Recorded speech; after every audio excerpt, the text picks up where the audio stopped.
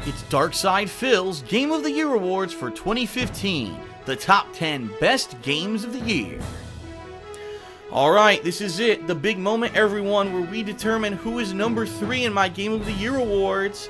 And that distinction goes to The Witcher 3, The Wild Hunt. Now, before you get yourselves all up in a tizzy like most people do when their favorite game gets eliminated from my countdown, the bottom line is this. I still think The Witcher 3 is one of the best games of the year.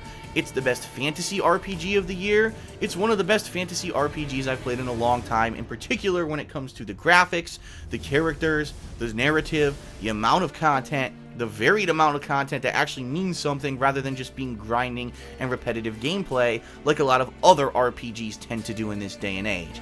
But I have to say the one thing holding back The Witcher 3 from being in contention for my Game of the Year is this simple. It didn't advance enough. What did it do to really improve its engine besides give you more of what you loved? Nothing really. When you look at games like Fallout 4, much advanced gunplay, a crafting system, tons of improvements. Bloodborne, the new parry system with melee weapons, the fact they changed the combat from being more defensive based to more action based. You can look at those two games and say, wow, those are two franchises that really advanced their series with this year's iteration and or this year's game.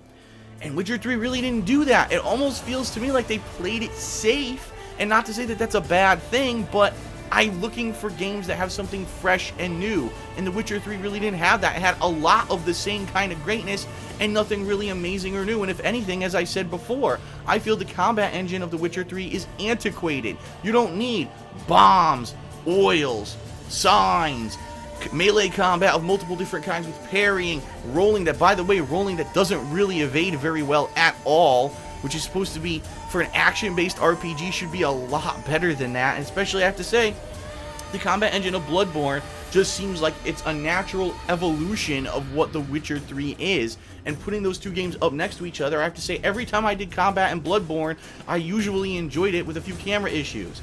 Every time I did combat in The Witcher 3, I kind of groaned and said, let me get through this so I can get back to the next story element that I'm really enjoying, because that's where this game shines. That's why The Witcher 3 is number 3 on my countdown.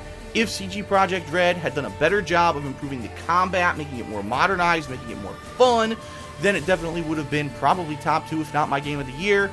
But I have to be honest with everyone, it simply was not. I like the other two games better, and that's that. But The Witcher 3 The Wild Hunt is still an amazing game. And then there were 2.